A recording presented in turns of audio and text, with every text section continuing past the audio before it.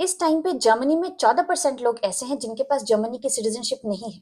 इसका मतलब ये है कि ये लोग फॉरेन बैकग्राउंड से हैं और काफी साल जर्मनी में रहने के बाद भी इनके पास जर्मन सिटीजनशिप नहीं है। हमें ये पता है कि जर्मनी का जो सिटीजनशिप देने का जो रेट है वो बहुत ही स्लो है बाकी ईयू कंट्रीज के कंपैरेटिवली। जर्मनी में हर साल कुछ 100 में से एक या दो लोगों को ही यहाँ पे जर्मन पासपोर्ट मिलता है। बट इसमें हमने बहुत बड़ा चेंज देखा 2023 में, जब 2 लाख लोगों को यहाँ पे जर्मन सिटीजनशिप दी गई। और ये नंबर जो है वो सबसे बड़ा था आफ्टर 2000। मतलब 2000 के बाद अभी तक सबसे ज्यादा लोगों को जो सिटीजनशिप दी गई वो 2023 में दी गई। अब ये नंबर आने वाले समय में बहुत तेजी से इंक्रीज करता ही नजर आएगा, क्योंकि जर्मनी की गवर्नमेंट ने फाइनली फुल्ली जो सिटीजनशिप एक्ट के चेंजेस थे उन्हें इन इफेक्ट ला दिया है। जून 27 2024 को जितने भी चेंजेस बचे हुए थे सिटीजनशिप एक्ट के अंडर वो इन इफेक्ट आ गए हैं जर्मन पार्लियामेंट में। और अगर आप एलिजिबल हो तो इन चेंजेस का आप फायदा उठा पाओगे। Welcome to my channel London in Germany. मेरा नाम है शुभम। और मेरा नाम है मनहर। तो चलिए अब इन चेंजेस की डिटेल में बात करते हैं। तो पहला चेंज है डुअल नेशनैलिटी। अगर पहले कोई जर्मनी में आके जर्मनी की नेशनैलिटी लेना चाहता था, जर्मनी का पासपोर्ट लेना चाहता था, तो उसके पास एक ही ऑप्शन होता था कि उसको अपनी कंट्री का पासपोर्ट सरेंडर करना होता था। दोनों नेशनैलिटी रखना अलाउड नहीं था।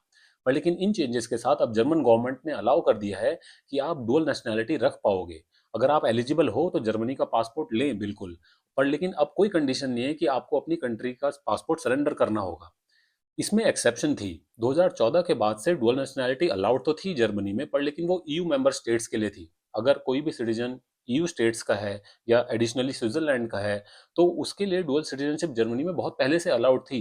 पर लेकिन अब जर्मनी ने इस चीज को बाकी कंट्रीज के लिए भी खोल दिया है। पर सैडली इंडिया के लिए अभी भी कोई गुड न्यूज नहीं है।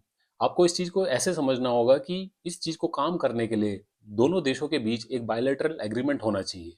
तो जर्मनी ने तो डुअल सिटीजनशिप अलाउड कर दी है, पर लेकिन इंडिया ने अभी भी जर्मनी के साथ डुअल नेशनैलिटी अलाउड नहीं करी है। तो इसलिए जो भी लोग इंडिया से यहाँ पे रह रहे हैं और अगर वे चाहते हैं जर्मन सिटीजनशिप लेना, तो सैडली उन्हें अभी भी इंडियन पासपोर्ट को सरेंडर करना ही होगा। इसके अलावा कोई और ऑप्शन नहीं है। तो अब इस चेंज को बच्चों के नजरिए से समझना बहुत जरूरी है कि बच्चों के केस में इस लॉ का क्या मतलब है। पहले अगर आप एज अ पेरेंट जर्मनी में रह रहे थे और यहाँ पे आपका बच्चा होता है और आप एज अ पेरेंट जर्मनी की सिटीजनशिप के लिए एलिजिबल हो, तो आप डिसाइड कर सकते थे, अपने बच्चों के लिए फैसला ले सकते थे कि उनको कौन सी कंट्री का पासपोर्ट आपको दिलाना है। आपको अपनी कंट्री का उनका पासपोर्ट दिलाना है या फिर आपको जर्मनी का पासपोर्ट उनके लिए अप्लाई करना है। और फिर 18 साल के होने के बाद आपके बच्चों के जब वो अंडर एज नहीं कहलाए जाएंगे, उस समय यहाँ पे एक डिसीजन पॉइंट आता था। जर्मन गवर्नमेंट उनसे पूछती थी कि अब आपको कौन सी कंट्री का पासपोर्ट रखना है। आपको अपनी ओरिजिनल कंट्री का पासपोर्ट अबैंडन करके जर्मन सिटीजनशिप लेनी है या फिर कंटिन्यू करनी है आपकी ओरिजिनल कंट्री की सिटीजनशिप, आपको उसे कंटिन्यू करके रखना है। तो वो बच्चों से पूछा जाता था। अब ये ऑप्शनल रेगुलरिटी जो है उसको अबॉलिश कर दिया गया है, क्योंकि डुअल सिटीजनशिप अब इन इफेक्ट आ गई है। अब आपके बच्चों के लिए आपको ये डिसीजन लेने की जरूरत नहीं है। आप अपने बच्चों को जर्मन सिटीजनशिप भी दिला सकते हो, यानी कि जर्मन पासपोर्ट भी उन्हें दिला सकते हो, और आप अपनी कंट्री का पासपोर्ट भी उन्हें दिला ही सकते हो, क्योंकि अब डुअल सिटीजनशिप अलाउड है। तो जो अगला चेंज यहाँ पे इन इफेक्ट आया है वो बहुत ही बड़ा चेंज है, क्योंकि इसमें जर्मन सिटीजनशिप की एलिजिबिलिटी को फास्ट ट्रैक कर दिया है। अभी तक तो ऐसे था कि अगर आप जर्मनी में 8 साल से रह रहे हो उसके बाद ही आप यहाँ पे एलिजिबल होते हो यहाँ के सिटीजनशिप के लिए। बट अभी इस नंबर को कम कर दिया गया है 5 साल तक। तो अगर आप जर्मनी में 5 साल से लीगली रह रहे हो, यहाँ पे जॉब कर रहे हो, तो यहाँ की सिटीजनशिप के लिए आप एलिजिबल हो।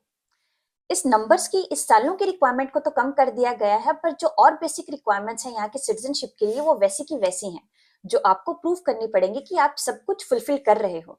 तो सबसे पहली रिक्वायरमेंट है यहाँ की लैंग्वेज की। आपके पास जर्मन लैंग्वेज का B1 सर्टिफिकेट होना चाहिए। दूसरा, आपके पास एक वैलिड रेजिडेंस परमिट होना चाहिए जर्मनी में रहने का, यानी कि आप इलीगली नहीं रह रहे। और यहाँ पे आपको प्रूफ करना पड़ेगा कि आपके पास एक जॉब है जिससे आप अपनी और अपनी फैमिली की सस्टेनेंस कर पा रहे हो। और एक और बड़ी रिक्वायरमेंट कि आपके नाम पे कोई भी क्रिमिनल रिकॉर्ड नहीं होना चाहिए यहाँ पे, और स्पेसिफिकली कोई भी ऐसा ऑफेंस नहीं किया होना चाहिए जो एंटीसेमिटिक हो या रेशियल हो, तो आप जर्मनी की सिटीजनशिप के लिए एलिजिबल होगे। और दूसरी बात, आप यहाँ के मेन और वुमेन के इक्वल राइट्स में विश्वास करते हो और मोनोगेमस मैरिजेस में विश्वास करते हो। यानी कि अगर आपकी एक से ज्यादा शादियां हो रखी हैं तो आप जर्मनी की सिटीजनशिप नहीं ले पाओगे। तो ये तो थी 5 साल की बात, जो कि आपने मनहर से अभी समझी कि 5 साल में आपको जर्मनी की सिटीजनशिप मिल पाएगी। पर लेकिन क्या आपको पता है कि इसके अंदर एक और क्लॉज है कि आपको 3 साल के अंदर अंदर में भी अब जर्मनी की सिटीजनशिप मिल पाएगी, जर्मनी का पासपोर्ट आप ले पाओगे। ये तो बहुत ही बड़ी बात हो जाएगी कि आप जर्मनी जैसी कंट्री में यहाँ पे आ रहे हो और 3 साल रहने के बाद ही आपको जर्मन पासपोर्ट मिल जाए। पहले के रूल के हिसाब से तो 3 साल के अंदर अंदर जर्मनी के लोग यहाँ पे सिर्फ पीआर ही लेते थे। मेरे को यहाँ पे 3 साल के अंदर अंदर पीआर मिली है, पर लेकिन इस स्टेप को तो आप बहुत पहले खत्म कर पाएंगे अब, और 3 साल के बाद सीधा आप जर्मन पासपोर्ट ले सकते हैं। 3 साल के अंदर अंदर ही एलिजिबिलिटी शो करना कि आप जर्मन पासपोर्ट के लिए एलिजिबल हैं, ये एक थोड़ा सा ट्रिकी काम होने वाला है। मुझे ऐसा लगता है कि जितने भी फॉरेन नेशनल्स और इमिग्रेंट्स इस समय यहाँ पे रह रहे हैं, उसमें से बहुत कम ही लोग ऐसा होंगे जो इसके लिए एलिजिबल हो पाएंगे या शो कर पाएंगे कि वो जर्मन पासपोर्ट के लिए एलिजिबल हैं, और उन्हें जर्मनी में आए आए अब सिर्फ 3 साल ही हुए हैं। तो इसके लिए जो सबसे बड़ी रिक्वायरमेंट है वो है लैंग्वेज रिक्वायरमेंट। आपको जैसे अभी पता लगा कि 5 साल के रूल के अंदर आपको कम से कम बी लेवल का लैंग्वेज सर्टिफिकेट चाहिए, पर लेकिन वो 3 साल के रूल के अंदर बिल्कुल वेस्ट है। आपको 3 साल के अंदर सी लेवल का जर्मन लैंग्वेज की प्रोफिशिएंसी शो करनी होगी। आपके पास C1 या C2 लेवल का जर्मन लैंग्वेज का सर्टिफिकेट चाहिए, आपको वो दिखाना होगा। और सेकेंडली आपको ये प्रूव करना होगा कि आप हाई अचीवर हो, अकेडमिकली और प्रोफेशनली भी। तो अभी इन सारे चेंजेस के साथ साथ सिटीजनशिप बाय बर्थ के क्लॉज में भी एक बहुत बड़ा चेंज आया है। अभी तक तो ऐसे था कि अगर आप फॉरेन नेशनल हो, आप जर्मनी में 8 साल से रह रहे हो लीगली और आपके पास यहाँ पे पीआर है, तो आपके होने वाले जो बच्चे होंगे यहाँ पे जर्मनी की सिटीजनशिप के लिए बाय बर्थ एलिजिबल होंगे। अब इस टाइम पीरियड को 8 साल से कम करके 5 साल कर दिया गया है। तो अगर आप अभी जर्मनी में 5 साल से रह रहे हो लीगली, आपके पास पीआर है, तो आपके जो होने वाले बच्चे होंगे अभी जर्मन सिटीजनशिप के लिए एलिजिबल होंगे बर्थ के बाद से ही। तो अब आपके पास ये ऑप्शन होगा बहुत ही जल्दी कि आप अपने बच्चे को जर्मन सिटीजनशिप दिलाना चाहते हो या आपकी होम कंट्री की सिटीजनशिप दिलाना चाहते हो।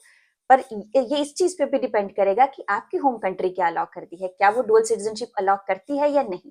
तब आप दोनों ही सिटीजनशिप अपने बच्चे को दिला सकते हो।